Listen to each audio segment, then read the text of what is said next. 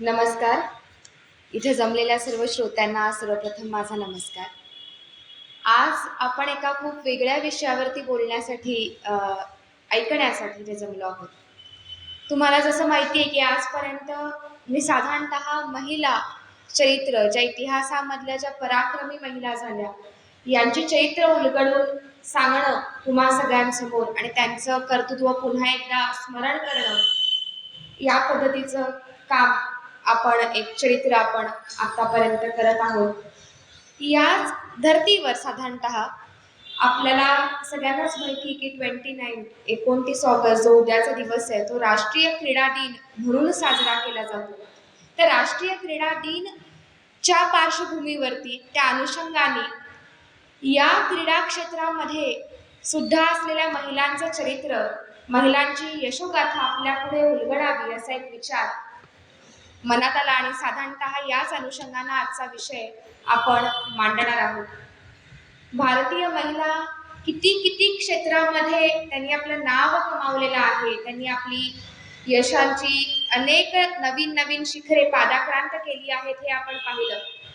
मग ते आर्मी सारखं क्षेत्र असू दे किंवा इंजिनिअरिंग असू दे, मेडिकल असू दे, अगदी अंतराळामध्ये जरी आपल्याला माहिती आहे की महिला जाऊन आल्या, म्हणजे सगळ्याच क्षेत्रामध्ये आज असं एखादं कुठलंही क्षेत्र आपल्याला दिसत नाही की जिथं महिला पोहोचलेल्या नाहीत. आणि मग याच परिस्थितीवरती याच अनुषंगाने क्रीडा क्षेत्रांमध्ये सुद्धा अशीच सुवर्ण कामगिरी महिलांनी केलेली इतिहासामध्ये आपल्याला दिसते. साधारणतः आत्ताच ऑलिम्पिक आपलं पॅरिस मधलं ऑलिम्पिक झालं आणि आपण सगळ्यांनीच पाहिलं असेल की पॅरिस मधल्या ऑलिम्पिक मध्ये कशा पद्धतीनं क्रीडा क्षेत्रामध्ये भारताची कामगिरी राहिली आणि त्याही मध्ये महिलांची कामगिरी सुद्धा अतिशय उल्लेखनीय होती. तर याच अनुषंगाने क्रीडा क्षेत्रांमधील भारतीय महिलांची कामगिरी या विषयांवरती बोलण्यासाठी आज मी इथे जमली आहे. आपल्या सगळ्यांना जसं मी आज म्हटलं की 29 ऑगस्ट हा दिवस राष्ट्रीय क्रीडा दिन म्हणून भारतामध्ये साजरा केला जातो. राष्ट्रीय क्रीडा दिन साजरा करण्यामागं 2-3 उद्दिष्ट ही ठेवली जातात. यामधलं सगळ्यात महत्वाचं कारण हाच दिवस का आपण राष्ट्रीय क्रीडा दिन म्हणून साजरा केला जातो, तर भारताचा जो हॉकीचा जादूगार म्हटलं जातं ध्यानचंद, त्याची ही जयंती, त्याचा हा जन्मदिवस, ज्यानं ऑलिम्पिक मध्ये भारताचा दबदबा हा आंतरराष्ट्रीय क्रीडा क्षेत्रामध्ये तसाच त्यावेळेला म्हणजे साधारणतः अतिशय 1936 दुसऱ्या महायुद्धाच्या सुरुवातीची त्याच्या आधीचा हा काळ होता. त्याही वेळेला त्याला भारताचा दबदबा अतिशय प्रतिकूल परिस्थिती असताना सुद्धा कायम ठेवला असा हा हॉकीचा मेजर ध्यानचंद, त्याची जन्मतिथी आपण क्रीडा दिन म्हणून साजरा केली जाते. याच बरोबरीनं क्रीडा हे जे भारतीय किंवा एकंदरीतच समाज मन जे आपण म्हणतो त्याचा एक अविभाज्य भाग म्हणजे क्रीडा क्षेत्र आहे. तर हे क्रीडा आपण जसं या क्रीडा क्षेत्राचा उगम खेळ कधी चालू झाले जर आपण असा विचार केला तर आपल्या लक्षात येईल की जेव्हापासून माणसं ही समाजाला राहायला लागली, एकत्र राहायला लागली आणि मग एकत्र समाजामध्ये राहत असताना काही अनुषंगाने काही कला, काही क्रीडा या माणसाला अवगत झाल्या. त्याचा त्यानं मनोरंजनासाठी असेल किंवा शारीरिक शारीरिक जे बळ असेल, फिजिकल मेंटल स्ट्रेंथ हे वाढीस लागण्यासाठी माणसानं काही गोष्टी ज्या चालू केल्या त्याच्यामध्ये क्रीडा हा फार महत्वाचा, क्रीडा हा एक महत्वाचा भाग आहे.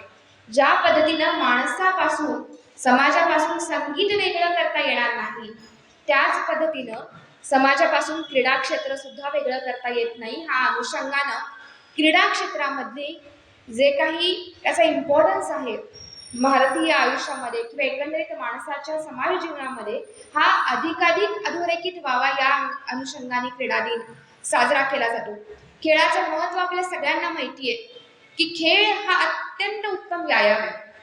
फिजिकल तुमचे शारीरिक जर तुम्हाला फिजिकल हेल्थ तुम्हाला सुधारायचं असेल तर त्याच्यासाठी व्यायाम, खेळ हा एक उत्तम पर्याय आहे, उत्तम मार्ग आहे असं सांगितलं जातं. तुम्हाला सगळ्यांनाच ते तर अधिक चांगल्या पद्धतीने माहिती आहे आमच्या पिढीपेक्षाही की आरोग्य हीच धनसंपदा.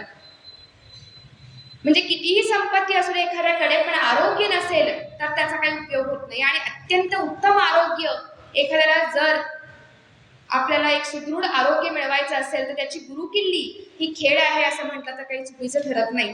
तर फिजिकल हेल्थ असू दे, मेंटल हेल्थ असू दे, मानसिक आरोग्य, शारीरिक आरोग्य, या साऱ्या पातळीवरती खेळ हा खूप एक महत्वाचा दुवा मानला जातो. महत्वाचा हा एक पर्याय आहे ज्याच्यानी आपण शारीरिक आरोग्य असेल, मानसिक आरोग्य जोपासण्यासाठी आपल्याला मदत होते.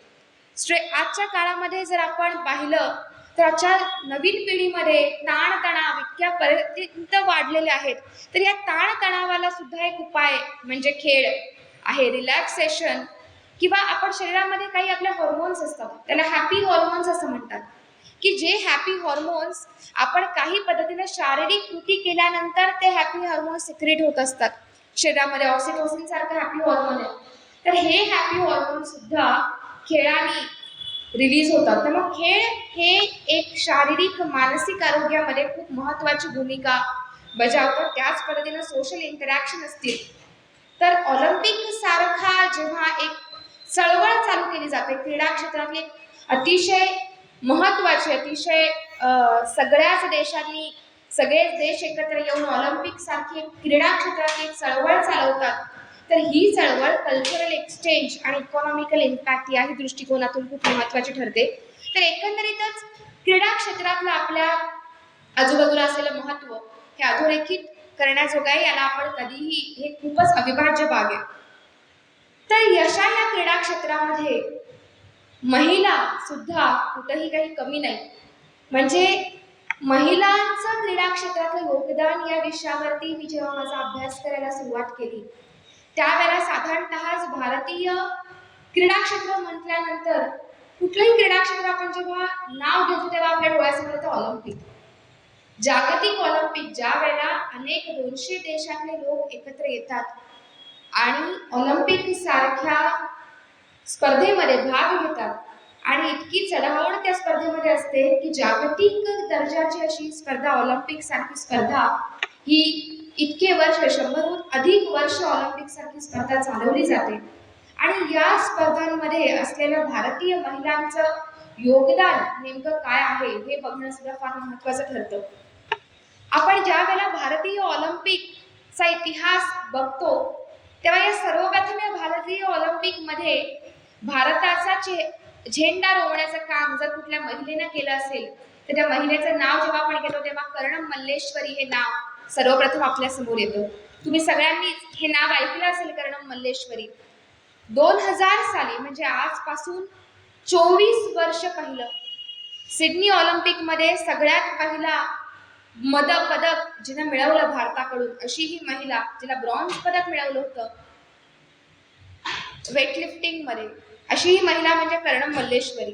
त्याच्या आधी एखादी महिला ऑलिम्पिक मध्ये जाऊ शकेल जागतिक दर्जाची अशी असणारी ही स्पर्धा, पण त्या स्पर्धेमध्ये जाऊ शकेल आणि आपल्या भारतासाठी एखादं पदक मिळवू शकेल असं स्वप्न सुद्धा क्वचितच लोकांनी बघितलं असेल. पण हे स्वप्न केवळ नुसतं पाहिलं नाही तर कर्णम मल्लेश्वरीनं हे स्वप्न साकार केलं. आणि हे स्वप्न केवळ स्वतःपुरतं न ठेवता आपल्या नंतर आलेल्या हजारो मुलींना स्वप्न देण्याचं काम कर्णम मल्लेश्वरीनं केलं. 110 किलो आणि 130 किलो अशा 2 वेटलिफ्टिंग म्हणजे टोटल 240 किलो वजन तिनं उचललं आणि एक भारताकडून सर्वप्रथम ऑलिम्पिक पदक मिळवणारी महिला हा खिताब तिनं मिळवला. आणि हे केवळ ती भारतीय महिलाच अशी होती अशी नाही, तर ती एकमेव खेळाडू होती की जिनं वेट लिफ्टिंग सारख्या प्रकारामध्ये त्यावेळेला पदक मिळवलं होतं. 54 kg मध्ये वर्ल्ड टायटल मिळवणारी अशी ही महिला. तर हिचं बॅकग्राऊंड, हिचं नेमकं तिचा असणारा संघर्ष ऑलिम्पिक मिळाला हे आपल्याला दिसतं, पण ऑलिम्पिक पर्यंतचा तिचा संघर्ष नेमका कसा होता. तेलुगू ब्राह्मण घराण्यामध्ये एखाद्या सर्वसाधारण घरामध्ये एका छोट्या गावामध्ये जन्म झालेली अशी ही महिला. 4 बहिणी तिच्या कुटुंबामध्ये होत्या. म्हणजे परिस्थिती अशी काही नव्हती की खेळाला पूर्णपणे पाठिंबा आहे, पण असं काही नव्हतं. तर अतिशय प्रतिकूल परिस्थितीमध्ये होती. 4 बहिणी घरामध्ये होत्या आणि मग तिची एक बहीण वेट लिफ्टिंग किंवा शाळेमध्ये असताना वेट लिफ्टिंगचे काही प्रकार करत होती. आणि अशा वेळी छोटी करण मल्लेश्वरी हे सारे काही वेट लिफ्टिंग कसं करतात हे सारं काही ती बघायची. आणि मग ती ज्या वेळेला वेट लिफ्टिंगच्या तिच्या सरावाकडे जायची, बघायला जायची, आणि मग असं व्हायचं की ती तासोन तास तिथं बसून वेट लिफ्टिंग कसं करतात की त्या खेळाकडे बघायची. त्या खेळाच्या बद्दल तिच्या मनामध्ये कुतूहल निर्माण झालेलं असायचं.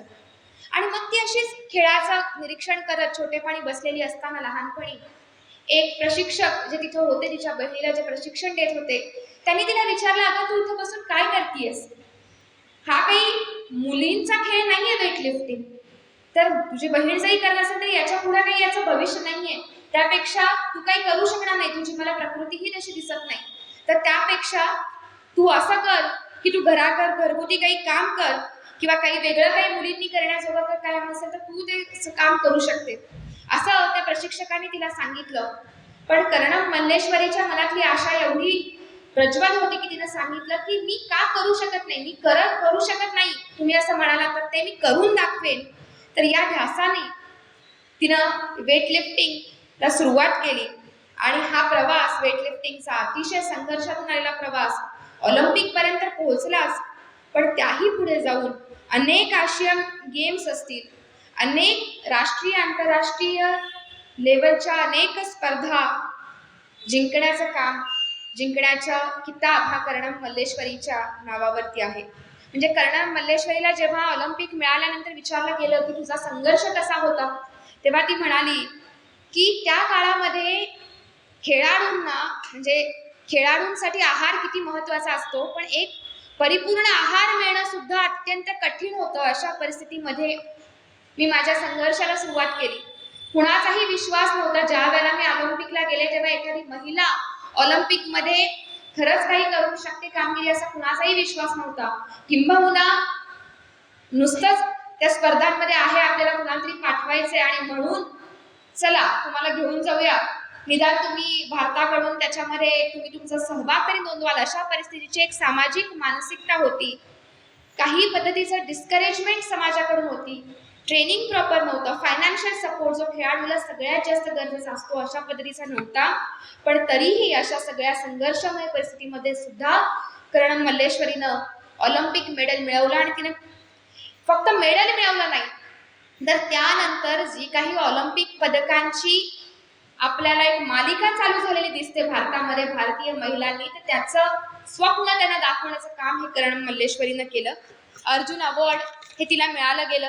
आणि असे अनेक कामगिरी, अनेक अवॉर्ड्स असतील, अनेक पदकं असतील, सुवर्णमय कामगिरी ही तिनं ऑलिम्पिकमध्ये आणि भारतीय क्रीडा क्षेत्रामध्ये करण्याचं काम केलं. जेव्हा आपण क्रीडा क्षेत्राचं नाव घेतो आणि भारतीय महिला खेळाडू यांचा विषय आपण जेव्हा बोलत असतो तेव्हा पी.टी. उषाचं नाव आल्याशिवाय राहत नाही. पी.टी. उषा तुम्ही आताच बघितलं असेल तर ऑलिम्पिकमध्ये जो भारतीय चमू गेला होता, तर या भारतीय चमूचं नेतृत्व करण्याचं काम, इंडियन ऑलिम्पिक असोसिएशनचं नेतृत्व करण्याचं काम हे पी.टी. उषाकडे होतं. तर कोण होती ही पी.टी. उषा, जिला गोल्डन गर्ल असं म्हटलं जातं, तिला क्वीन ऑफ इंडियन ॲथलेट असं म्हटलं जातं. पिओली या छोट्याशा गावातून, केरळमधल्या एका पिओली अशा छोट्याशा गावातून पी.टी. उषा येते, तर तिला पिओली एक्सप्रेस असं म्हटलं जातं. आजही धावपटू जर आपण हा जो एक भाग बघितला तर धावपटूंना ऑलिम्पिकमध्ये किंवा राष्ट्रीय आंतरराष्ट्रीय पातळीवरती भारतीय धावपटूंना मिळालेलं यश फार कमी ठिकाणी आपल्याला दिसतं. आणि अशा परिस्थितीमध्ये पी.टी. उषा सारखी एक धावपटू की जे छोट्याशा गावातून येते केरळमधल्या, पण तरीही पिओली ते ऑलिम्पिक पर्यंतचा प्रवास तिनं मोठ्या दिमाखाने पार पाडला. साधारणतः 102 मेडल्स आणि 1000 पेक्षा जास्त अवॉर्ड्स पी.टी. उषाच्या नावावरती आहेत. पी.टी. उषाला ऑलिम्पिक पदक मिळालं नाही, ती एक फार मोठी शोकांतिका आहे. जर आपण असं म्हणतो की आपल्याला माहिती आहे की आपण साधारणतः भारतीय वेळ असं म्हटलं जातं की भारतीय वेळ म्हणजे काय, 5-10 मिनिटं, आलो रे 5 मिनिटं, म्हणून आपण अर्धा तास लावणारी लोक आपल्याला माहिती आहेत, 1 तास लावणारी लोक आपल्याला माहिती आहेत. पण वेळेचं महत्व अधोरेखित जर आपल्याला काही करायचं असेल तर ते कुणी करावं, तर त्याचे सगळ्यात जास्त महत्व हे धावपटूंना माहिती असतं. पी.टी. उषा ही एक अशी खेळाडू होती जिचं ब्रॉन्झ मेडल म्हणजे सेकंद जो आपला असतो, मिनिट पण नाही, 1 सेकंदच्या 100व्या फ्रॅक्शनने तिचं ब्रॉन्झ मेडल गेलं. ती 4थ्या क्रमांकाला आले. म्हणजे मला असं वाटतं की ती एक फार मोठी दुर्दैवी शोकांतिका आहे, पण तिथपर्यंत सुद्धा एका ॲथलेटिकनी पोहोचणं, भारतीय ॲथलेटिकनी ही फार मोठी अचीवमेंट सुद्धा आपल्यासाठी होती. तर अशी ही पी टी उषा की जिचं अतिशय, मी जसं म्हटलं की जसं छोट्याशा गावातून केरळमधल्या आली होती, अतिशय साधं कुटुंब, अतिशय गरीब घरातून आलेली ही मुलगी. मग तिच्या घरामध्ये 6 भावंड तिला होती आणि ही 6 भावंडांमधली ही दुसऱ्या नंबरची पी टी उषा. खायला अन्न नाही, घरामध्ये कुणी ना कुणीतरी सतत आजारी, वडिलांचा कपड्याचा व्यवसाय होता, म्हणजे काही फार मोठे कमवत होते असं नाही, तर जेणेकरून अगदीच कसं बसं या 6 भावंडांचं पोट भरेल इतकं वडील आणि आई कमवत होते. तर अशा परिस्थितीमध्ये पी टी उषाचं बालपण गेलं होतं. एकदा ती 4थी मध्ये होती आणि एका शाळेमध्ये तिचं एक क्रीडा स्पर्धा चालू होत्या आणि तिथं जे कोणी एक प्रशिक्षक होते, त्या प्रशिक्षकांनी तिचं साधारणतः तिचं एक नैपुण्य क्रीडा क्षेत्रामधलं धावण्यामधलं होतं, जे त्यांनी हेरलं होतं. आणि बघू ही मुलगी किती काय करू शकते असं म्हणून त्यांनी 4थी मध्ये असलेल्या पी टी उषाला 7वी मधल्या एका मुलासोबत रेस लावायला सांगितलं. आणि आश्चर्य असं की पी टी उषा पळाली आणि ती रेस 7वी मधल्या मुलासोबत असून सुद्धा तिनं पहिल्या नंबरने ती रेस जिंकली. आणि तिथं तिच्या प्रशिक्षकांनी या मुलीमध्ये प्रावीण्य आहे आणि मुलगी काहीतरी चांगली कामगिरी करू शकते असं समजून तिला अधिक चांगल्या पद्धतीने कोचिंग द्यायला सुरुवात केली. आणि इथपासून चालू झालेला पी टी उषाचा प्रवास, मग तिने दिल्ली एशियन गेम्स मध्ये 1982 साली 2 सिल्वर जिंकले. 1984 ला लॉस एंजेलिस मध्ये जे ऑलिम्पिक झालं त्याच्यामध्ये तिला 4th रँक मिळाला 400 मीटर मध्ये.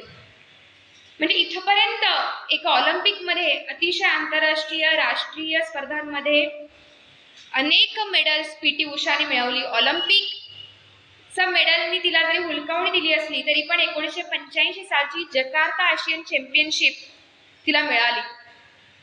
एकदा पी टी उषाला म्हणजे विचारलं गेलं की तुला ॲथलेटिक्स मध्ये खरं तर भारताची एवढी कामगिरीही नाही किंवा एक साधारणतः क्रीडा क्षेत्रामध्येच आपण भारताची एक निराशाजनक कामगिरी आपण बघतो. आपल्यामध्ये जर आपण आत्ताचंही ऑलिम्पिक बघितलं तर चीन, अमेरिका यांची पदक तालिके जेव्हा आपण बघतो तेव्हा त्यांना 100 म्हणजे डबल डिजिट, ट्रिपल डिजिट मधली पदक तालिका आपल्याला दिसतात. आणि मग भारतीय पदक तालिका जेव्हा आपण बघतो त्या साधारणतः अतिशय एकेरी दुहेरी अशी पदकं आजही आपल्याला बघायला मिळतात. तर 40-50 वर्षापूर्वी सुद्धा आपली ही स्थिती होती. आणि अशा स्थितीमध्ये तू का ऑलिम्पिक मध्ये आली किंवा तुला ऑलिम्पिक हे करिअर करावंसं का वाटलं, असा प्रश्न एकदा एका पत्रकारांनी पी टी उषाला विचारला. तर पी टी उषा सांगितलं की माझं ऑलिम्पिक मध्ये किंवा माझं पळण्यामागचं ध्येय हे कुठलंही, मी क्रीडा क्षेत्रामध्ये आले त्याच्यामागचं माझं उद्दिष्ट हे साधारणतः लोक ज्या पद्धतीनं क्रीडा क्षेत्रामध्ये येतात की एखादं क्रीडा क्षेत्रातले गुण घेऊन आपली सरकारी नोकरी लागली किंवा तिथपर्यंत गेलं तर बास, अशा उद्देशाने येतात. तर तसं उद्दिष्ट माझं नव्हतं. तर एक पॅशन घेऊन मी या क्रीडा क्षेत्रामध्ये आले आणि I wanted to break my records. मला माझे स्वतःचे रेकॉर्ड्स ब्रेक करण्यासाठी लढायचं होतं. फार मोठं वाक्य पी टी उषाने सांगितलं की मला कुणाला स्पर्धा करण्यासाठी लढायचं नव्हतं. माझा संघर्ष हा इतरांशी नव्हता, तर माझा संघर्ष हा नेहमीच माझ्या स्वतःशी होता आणि याच्यासाठीच मी लढले. मी जेव्हा पळते तेव्हा मी फक्त पळतेच, बाकी माझ्या समोर दुसरं काहीही नसतं.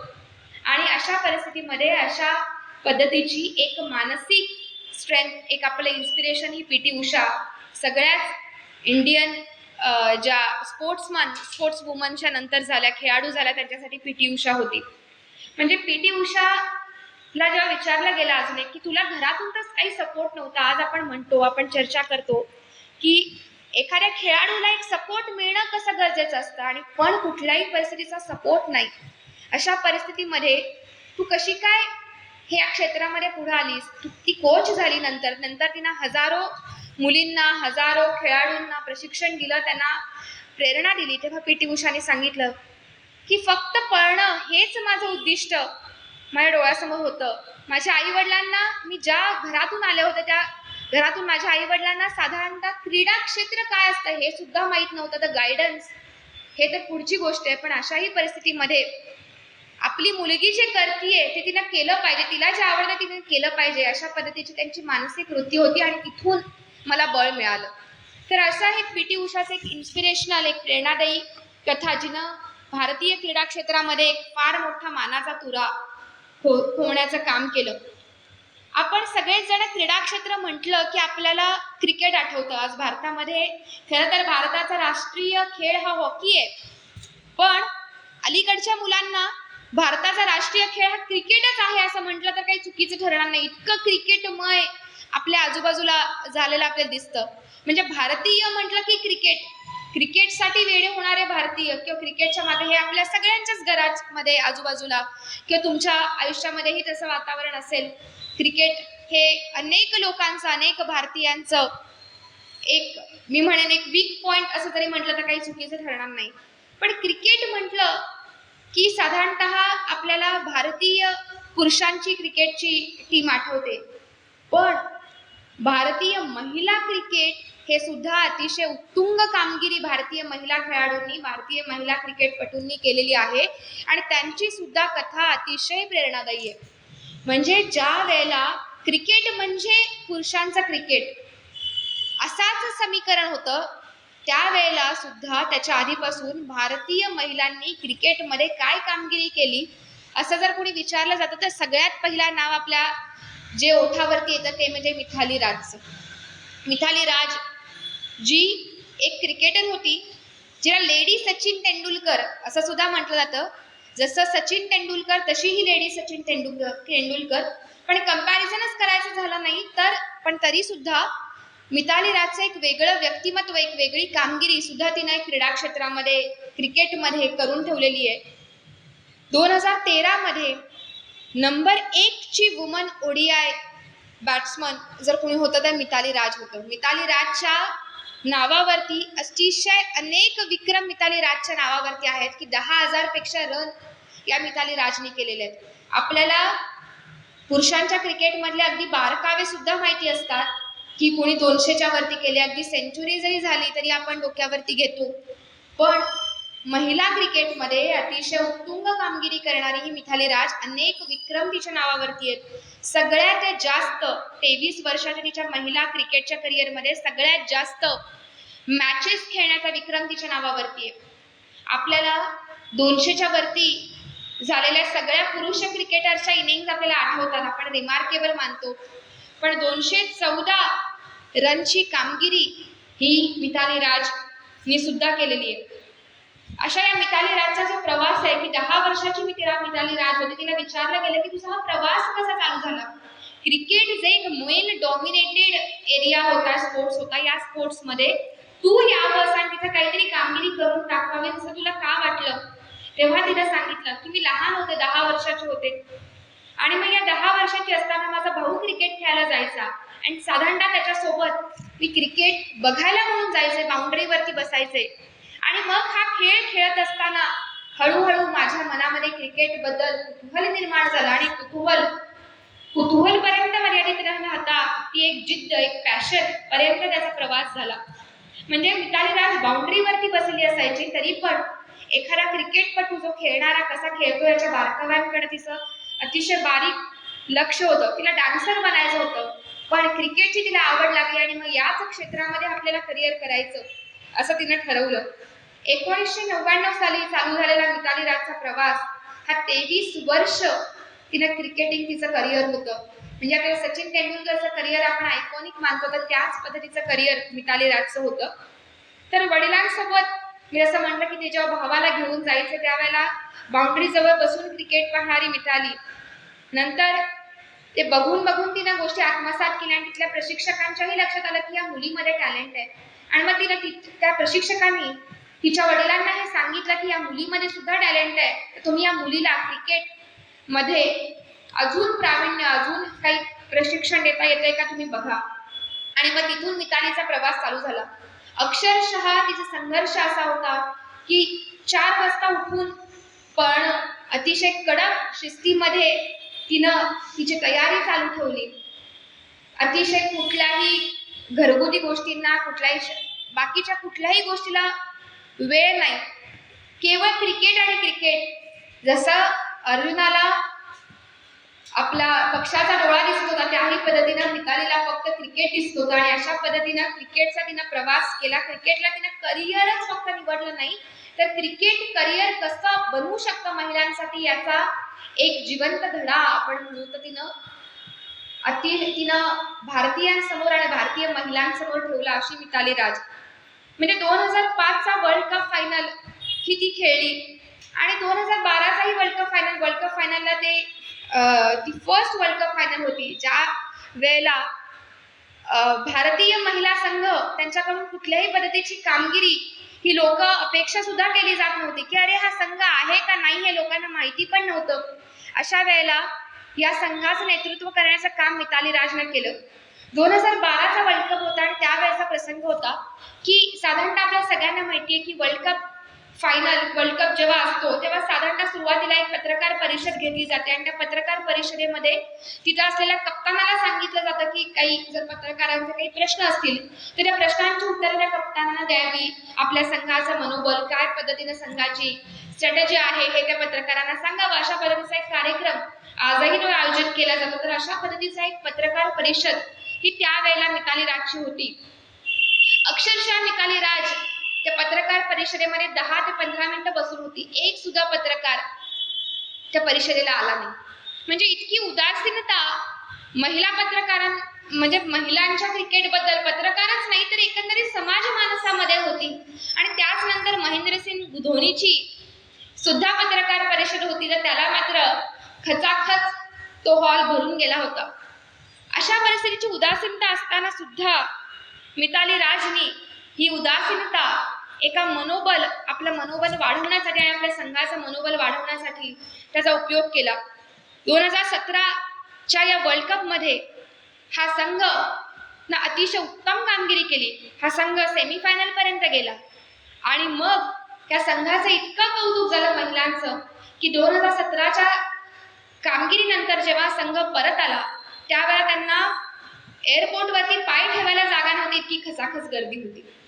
म्हणजे महिला क्रिकेटचा प्रवास जिथं शून्य प्रेक्षकांपासून असणाऱ्या उदासीनतेपासून महिला क्रिकेटला ग्लॅमर मिळवून देण्याचं काम हे मिताली राजने केलं.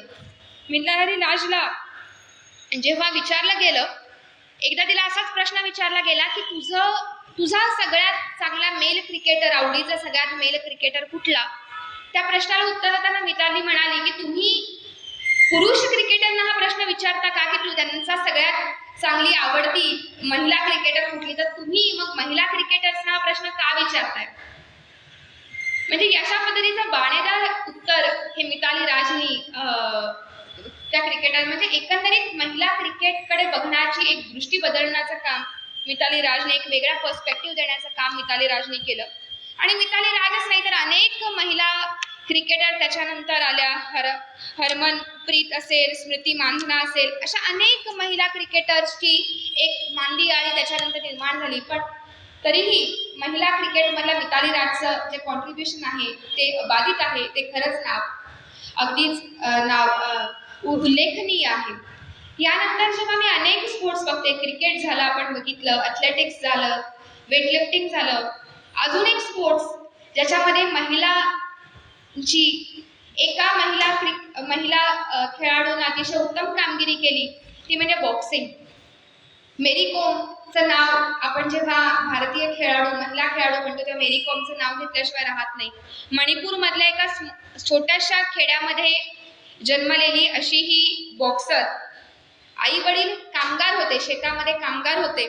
बालपण अतिशय कष्टामध्ये, आपण मेरी कोमचा पिक्चर सुद्धा बघितला असेल.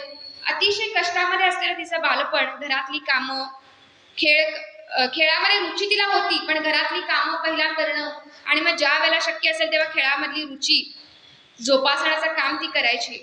आणि मग अशा परिस्थितीमध्ये ती 1988 साली आपल्याला बॉक्सिंग हेच आपलं जीवन आहे असं समजून मेरी कॉमनं बॉक्सिंगला सुरुवात केली. बॉक्सिंग शिकणं, प्रशिक्षण मिळवणं हे सुद्धा तिच्यासाठी शक्य नव्हतं, तेवढी आर्थिक परिस्थिती तिची नव्हती. पण अतिशय प्रतिकूल परिस्थितीमध्ये राहून त्या बॉक्सिंगचं प्रशिक्षण मिळवणं छोट्याशा गावातून शहरामध्ये यायचं, तिथं राहायचं, तिथं प्रशिक्षण मिळवायचं, तिथं बॉक्सिंग शिकायचं. घरातून विरोध होता, कारण साधारणतः बॉक्सिंग हा एक असा खेळ आहे की ज्याच्यामध्ये चेहऱ्याला तुमच्या इजा होऊ शकते. आणि साधारणतः जर आपण गावातली जर मानसिकता बघितली तर मुलगी असेल तर तिचं लग्न झालं पाहिजे अशा पद्धतीची एक मानसिकता, आणि मग तिच्या चेहऱ्याला जर काही इजा झाली तर तिच्याशी लग्न कोण करणार, त्याच्यामुळे तू बॉक्सिंग घेऊ नको असा घरच्यांचा विरोध हा मेरी कॉमला होता. पण तरीही मेरी कॉम तिथंच थांबली नाही. तिने 1998 सालचा एशियन गेम्सचं गोल्ड मेडल मिळवलं. इतकंच नाही तर मेरी कॉमच्या नावावरती 6 गोल्ड चॅम्पियनशिप मिळवण्याचा विक्रम आहे. ज्या वेळेला मेरी कॉमचं शेवटचं गोल्ड चॅम्पियनशिप तिने मिळवलं त्यावेळेला ती 3 मुलांची आई होती. म्हणजे असं म्हटलं जातं की आपल्याला की एक आई झाल्यानंतर साधारणतः घरातल्या अनेक जबाबदाऱ्या असतात, मुलांच्या जबाबदाऱ्या असतात, शरीराची सुद्धा अनेक पद्धतीने झीज झालेली असते. आणि स्पोर्ट्स सारखं एखादं क्षेत्र ज्याच्यामध्ये शरीराची शारीरिक क्षमता खूप महत्वाचा रोल प्ले करते, अशा क्षेत्रामध्ये सुद्धा 3 मुलांची आई झाल्यानंतर सुद्धा मेरी कॉम मागं हटली नाही. तर लग्नानंतर मुलांनंतर सुद्धा हेच क्षेत्र माझं आहे आणि मला वर्ल्ड चॅम्पियनशिप मिळवायची असा निर्धार करून ती लढत राहिली. म्हणजे एक आई, एक स्त्री काय करू शकते याचं एक उत्तम उदाहरण म्हणजे मेरी कॉम. मेरी कॉमच्या आयुष्यामधला अतिशय एक प्रेरणादायी प्रसंग मला सांगावासा वाटतो की मेरी कॉमचा वर्ल्ड चॅम्पियनशिपची फायनल ठरली होती.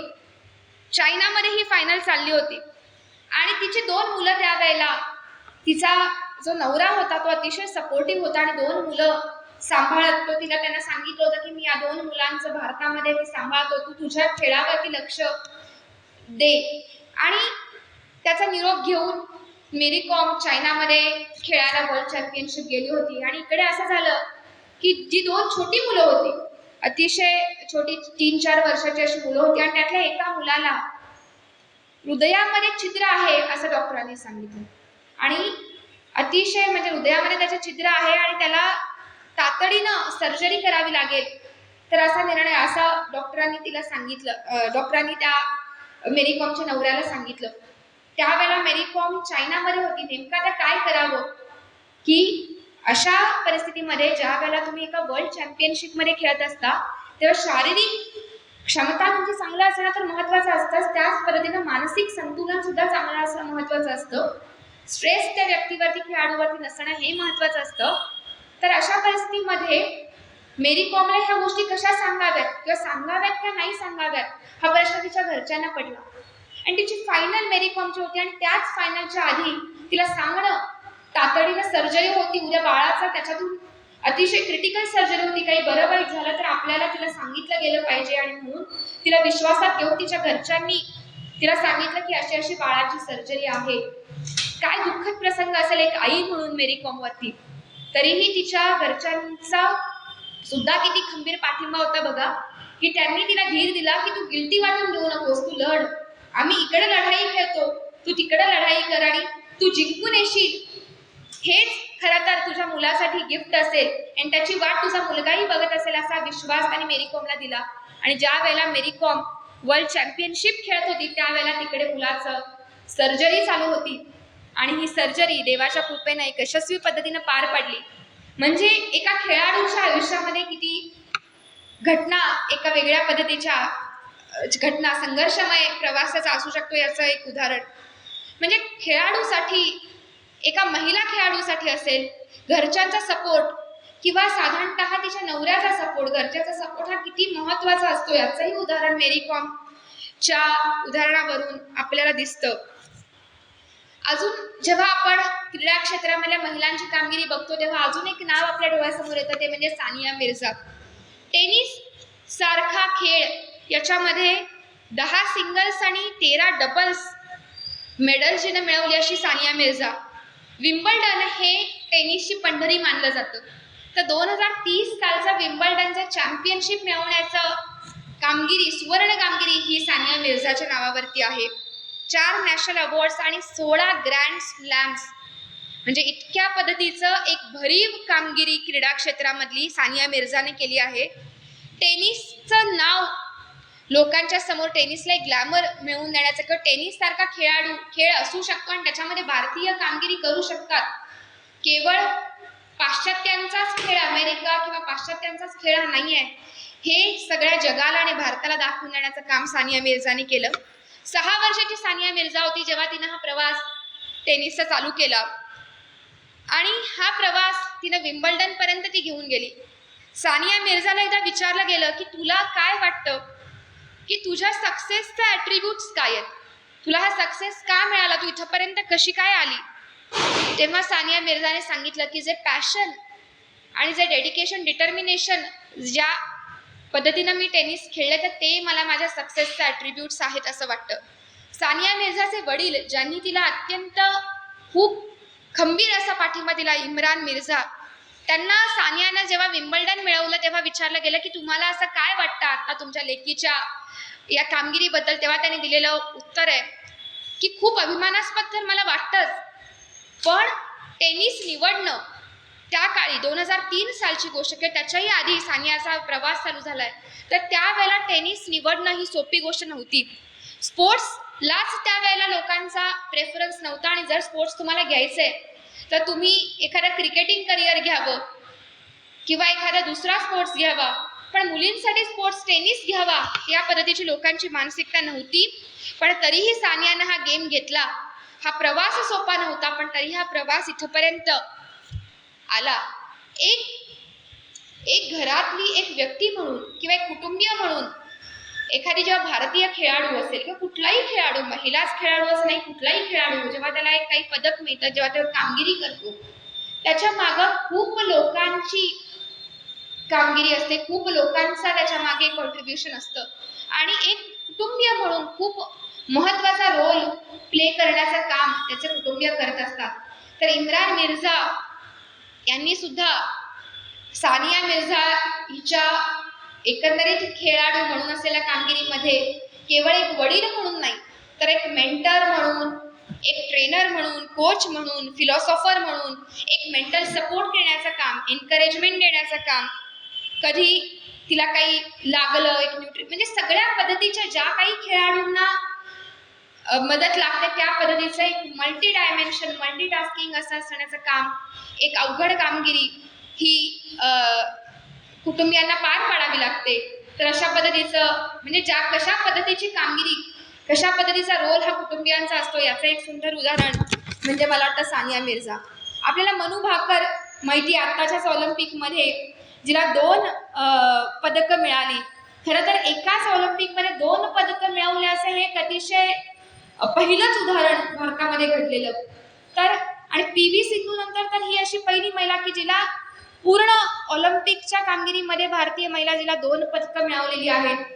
तर मनू भाकरला ऑलिम्पिक मिळाल्यानंतर आपण मनू भाकरचं नाव ऐकतो, पण तिची संघर्ष गाथा सुद्धा आपण ऐकली असेल की अतिशय म्हणजे तिच्या आईचा असलेला एक इंटरव्ह्यू आहे की 10 मीटरचं पिस्तूल असेल, पिस्तूल घेण्यासाठी सुद्धाचे पैसे आमच्याकडे नव्हते, उधारी घेऊन लोकांच्याकडून पैसे घेऊन मनू भाकरनी पिस्तूल घेऊन त्या पिस्तुलावरती सराव केलेला आहे.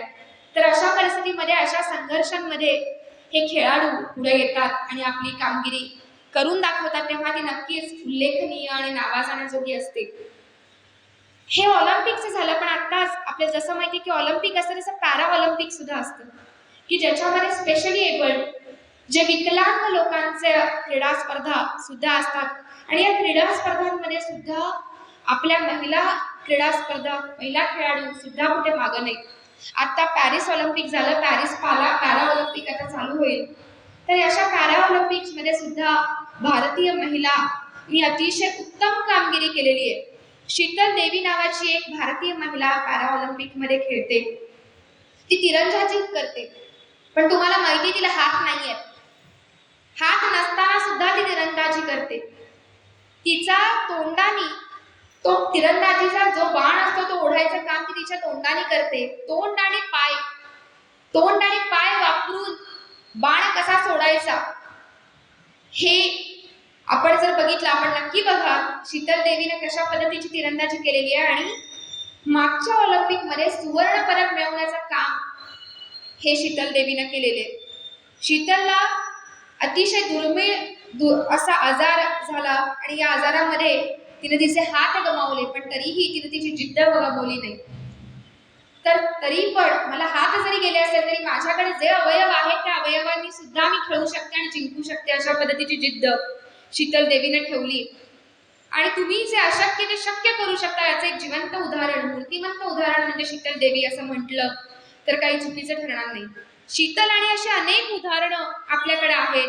अवनी लेखारा पण एक उदाहरण आहे की जिनं एअर रायफल मध्ये गोल्ड मेडल टोकियो 2020 मध्ये मिळवलं.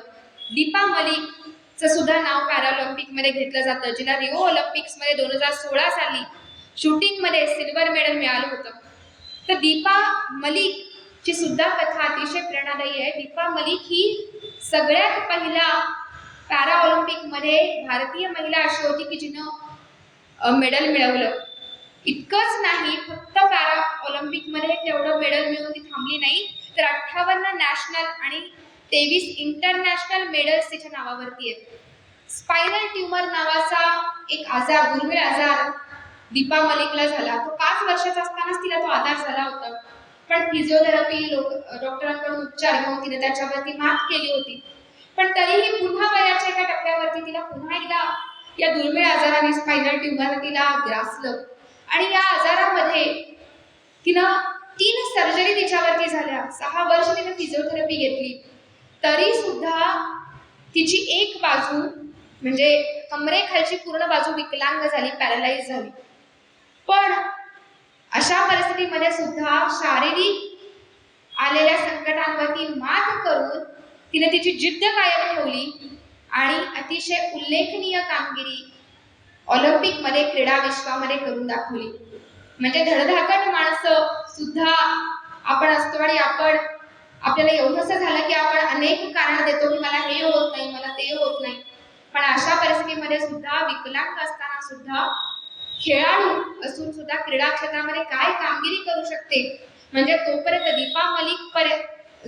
दीपा मलिकनी हे तिचं रौप्य पदक जेव्हा तिला मिळालं, तोपर्यंत असं एखादं रौप्य पदक अशी एखादी महिला मिळवू शकते याच्यावरती कुणी विश्वासही ठेवला नसेल. पण तरीही अतिशय सुंदर कामगिरी, अतिशय प्रेरणादायी कामगिरी करण्याचं काम तिनं केलं. शॉर्टपुट F50 तिने नावाचा एक क्रीडा प्रकार आहे, याच्यामध्ये तिला पदक मिळालं. इतकंच नाही, तिला पद्मश्री मिळाली, अर्जुन पुरस्काराने सुद्धा सन्मानित अशी दीपा मलिक. असे पॅरा ऑलिम्पिक म्हणजे किती अशी क्षेत्र आहेत ना, आपल्याला ही सारी नावं थोडी ना माहिती होती. काही नावं तुम्हाला नक्कीच माहिती असतील, पण ही सारी नावं आणि काय संघर्षातून ती पुढे आली हे आपल्याला माहिती नसतं. बॅडमिंटन हे सुद्धा असं एक क्षेत्र आहे जिथे सुद्धा महिला बिलकुल मागे नाही आहेत. अनेक महिला आहेत की ज्यांनी बॅडमिंटन मध्ये खूप उल्लेखनीय, खूप सुवर्ण कामगिरी केलेली आहे. सायना नेहवालचं नाव आपल्या सगळ्यांना माहिती आहे. 2012 सालचं पहिलं बॅडमिंटन मधलं लंडन ऑलिम्पिक मधलं ब्रॉन्झ पदक मिळवून देण्याचं काम हे सायना नेहवालने केलं. ते पहिलं पदक फक्त महिला म्हणून तिचं पहिलं मेडल नाहीये बॅडमिंटन मधलं, तर बॅडमिंटन मधलंच भारताचं पहिलं मेडल हे सायना नेहवालने मिळवले. नंबर 1 रँकिंग सायना नेहवालची होती. PV सिंधूचं नाव आपल्या सगळ्यांना माहितीये. PV सिंधूनं केवळ 1 नाही तर 2 ऑलिम्पिक पदकं मिळवण्याचा विक्रम PV सिंधूच्या नावावरती आहे. तिला 2016 सालचं सिल्वर आणि 2020 सालचं ब्रॉन्झ मेडल तिच्या नावावरती आहे. PV सिंधू ज्या वेळेला तिच्या खेळावरती खेळत असते त्यावेळेला ती अतिशय अग्रेसिव्ह, तिचा जर तुम्ही चेहरा आणि तिचा तुम्ही खेळ बघितला तर तुम्हाला कळेल की या मुलीला फक्त खेळ आणि खेळत दिसतो. म्हणजे ज्या पद्धतीचं एक अग्रेशन, जिंकू किंवा मरू किंवा जगण्यासाठीचं खेळ हेच तिचं जीवन आहे, अशा पद्धतीचं एक अग्रेशन PV सिंधू तो एक पर्स्पेक्टिव्ह तिच्यामध्ये, तिच्या खेळण्यातून, तिच्या देहबोलीतून आपल्याला दिसतो. तर PV सिंधू चे आई वडील सुद्धा नॅशनल व्हॉलीबॉल प्लेअर होते आणि तिथून प्रेरणा PV सिंधूला मिळाली. तर सिंधू न ते व्हॉलीबॉल प्लेयर्स होते, ते तिच्या वडिलांना सुद्धा अर्जुन पुरस्कार मिळाला गेलेला आहे. तर तिथून घरातून चालू झालेला PV सिंधूचा प्रवास. पण तिनं मात्र व्हॉलीबॉल न निवडता बॅडमिंटनची निवड केली आणि तिथं 8 वर्षापासून म्हणजे 8 वर्षाची असल्यापासून अविरत परिश्रम PV सिंधूने घेतले. 54 किलोमीटर प्रत्येक दिवशी तिला प्रवास करून तिला जायला लागायचं प्रशिक्षण घ्यायला, पण तरीही ती जायची बॅडमिंटन खेळासाठी. पी.व्ही. सिंधूला जेव्हा विचारलं गेलं की तू हे इथपर्यंत जी कामगिरी केलीस याचं श्रेय तुला कुणाला द्यायला आवडेल, तेव्हा तिनं ते श्रेय स्वतःच्या पॅशनला तर दिलंच, पण त्याही परिस्थितीमध्ये जे मोकळं वातावरण तिला तिच्या घरच्यांनी निर्माण करून दिलं किंवा उपलब्ध करून दिलं त्याला तिनं ते श्रेय दिलेलं आहे. घरच्यांचा एक कुटुंब म्हणून फार मोठा रोल एखाद्या खेळाडूच्या कामगिरीमध्ये असतो. तर अशी पी.व्ही. सिंधू की अतिशय सुंदर कामगिरी, म्हणजे 16 वेळा ती फायनल मध्ये तिनं प्रवेश केला आणि तिला जेव्हा विचारलं गेलं की 16 वेळा तू फायनल मध्ये प्रवेश केला आणि 5च वेळा तू जिंकलीस, तर तुला म्हणजे काही वेळा तर तिची मजा उडवली गेली की ही फायनल मध्ये जाते पण ही जिंकत नाही. पण पडल्यानंतर म्हणजे गिरकर ऊंचाई छूना उसमें एक मजा होता है असं म्हणून पी.व्ही. सिंधूने त्याला उत्तर दिलेलं आहे. हारने के बाद जो जीत होती है उसका मजा अलग है, उसका स्वाद मुझे चखना है असं म्हणून त्या खिलाडू वृत्तीनं पी.व्ही. सिंधूनी एक वेगळं असं स्थान बॅडमिंटन मध्ये निर्माण केलं. आपण जेव्हा क्रीडा क्षेत्र महिलांचं जेव्हा आपण बघतो तेव्हा साधारणतः क्रीडा क्षेत्रामध्ये कुस्ती हा एक प्रकार खूप आपल्या सगळ्यांनाच माहिती आहे. पण कुस्ती ही आधीपासून ही पुरुषांची कुस्ती म्हणूनच हा प्रकार क्रीडा क्षेत्रामध्ये होता. हा मेल डॉमिनेटेड प्रकार होता. पण अलीकडच्या काळामध्ये आपण कुस्तीमध्ये महिलांची नावं आपण बघतो. आत्ताच्याच ऑलिम्पिक्स मध्ये विनेश फोगाटची केलेली कामगिरी आपल्या सगळ्यांना माहिती आहे. विनेश फोगाटचं सिल्वर जेव्हा एका 100 ग्रॅम जास्त असल्यामुळे जेव्हा तिला नाही मिळू शकलं, तेव्हा केवळ तिलाच नाही वाईट वाटलं तर त्या प्रत्येक भारतीयाच्या डोळ्यांच्या कडा पाणावल्याशिवाय राहिल्या नाहीत की 100 ग्रॅम सुद्धा काय ऑलिम्पिक सारख्या जागतिक स्तरावरती त्याचं काय महत्व असू शकतं आणि त्याच्यामुळे एक मुलगी जी दुसऱ्या क्रमांकाची शेवटच्या क्रमांकाला येऊन थांबते. एक स्वप्न धुळीस मिळतं आणि ते स्वप्न केवळ एका व्यक्तीचं नव्हतं तर अखंड भारताचं होतं. तर त्या विनेश फोगाटचा प्रवास आपल्याला माहिती आहे. विनेश फोगाट हे नाव कुस्तीमध्ये आहे, पण त्याचबरोबर गीता फोगाट, दीपा मलिक अशी अनेक नावं, साक्षी मलिक, गीता फोगाट अशी अनेक नावं आपल्याला कुस्तीमध्ये, महिला कुस्तीमध्ये आपल्याला बघायला मिळतील. आपल्याला दंगल हा नावाचा आमिर खानचा पिक्चर आलेला, मूवी आलेला आपल्याला माहिती आहे. याच्यामध्ये महावीर फोगाट जे गीता बबिताचे वडील आणि विनेशचे जे काका होते त्यांनी कशा पद्धतीने या मुलींना घडवलं, अतिशय प्रतिकूल परिस्थिती संघर्षामध्ये कशा पद्धतीने या मुलींना कोचिंग दिलं, याचा एक सुंदर संघर्षाची एक कहाणी दंगलमध्ये आहे. तर त्या दंगलमध्ये म्हणजे महावीर फोगाटना जेव्हा विचारलं गेलं की तुम्हाला असं का वाटलं की या मुली खेळू शकतील, तुमच्या मुलींनी खेळावं कुस्ती, तेव्हा ते म्हणाले जेव्हा कर्णम मल्लेश्वरीला जेव्हा पदक मिळालं तेव्हा मला असं वाटलं की कर्णम मल्लेश्वरी मिळवू शकते, तर रेसलिंग मध्ये का महिलांना पदक मिळवू शकत नाही, महिला जर पंतप्रधान होऊ शकतात तर महिला रेसलर का होऊ शकत नाही, आणि म्हणून माझ्या मुलींना मी रेसलिंग मध्ये आणणार. याच एका प्रबळ इच्छेने, आकांक्षेने, जिद्दीने मी हा प्रवास चालू केला. जेव्हा महावीर फोगाटांनी त्यांच्या मुलींना प्रशिक्षण द्यायला सुरुवात केली तेव्हा त्या काळी लोकांनी त्यांना अक्षरशः वेड्यात काढलं की मुली कधी खेळत असतात का कुस्ती, मुलींना तर हरियाणा सारखा तो प्रदेश होता, मुलींना तर लग्न करून त्यांनी सासरी जायचं, त्यांनी थोडी ना कुस्ती खेळायची. पण हा प्रवास महावीर फोगाटांनी तिथे थांबवला नाही. इतकंच नाही तर त्यांना कुस्तीसाठी प्रॅक्टिस करायला सुद्धा दुसऱ्या महिला नसायच्या. त्यावेळेला मुलांच्या सोबत या मुलींची कुस्ती महावीर फोगाटांनी लावलेली आहे. म्हणजे एक नाव जेव्हा आपल्या समोर येतं त्यामागं संघर्ष किती असतो आणि किती लोकांची मेहनत असते ते आपल्याला कळत नाही. ते नाव येतं आणि मग आपल्या समोर सारं चित्र उलगडलं जातं. तर असं रेसलिंग मधलं नाव, अनेक नावं, साक्षी मलिकनी ब्रॉन्झ मेडल मिळवलं, अशी अनेक नावं आपल्याला रेसलिंग मध्ये सुद्धा आहेत. आपल्याला महिलांचा क्रीडा क्षेत्र, मला काही नावं मी तुमच्यासमोर सांगितली, पण ही नावं महिलांचं क्रीडा क्षेत्र इथपर्यंतच मर्यादित नाही, तर अशी अनेक नावं आंतरराष्ट्रीय, राष्ट्रीय पातळीवरती आपल्याला दिसतील. एकंदरीमध्ये हे क्षेत्र सुद्धा महिलांनी का अतिशय सुंदर पादाक्रांत केलेला आहे. पण तरीही इथपर्यंतच थांबायचं नाहीये, तर याच्याही पुढे जायचं आपल्याला गरज आहे. आणि याच्यासाठी एकंदरीत आपल्या सगळ्यांनाच माहिती आहे की महिलांचं क्रीडा क्षेत्रामध्ये योगदान वाढवण्यासाठी क्रीडा संस्कृती निर्माण करण्याची आपल्याला गरज आहे.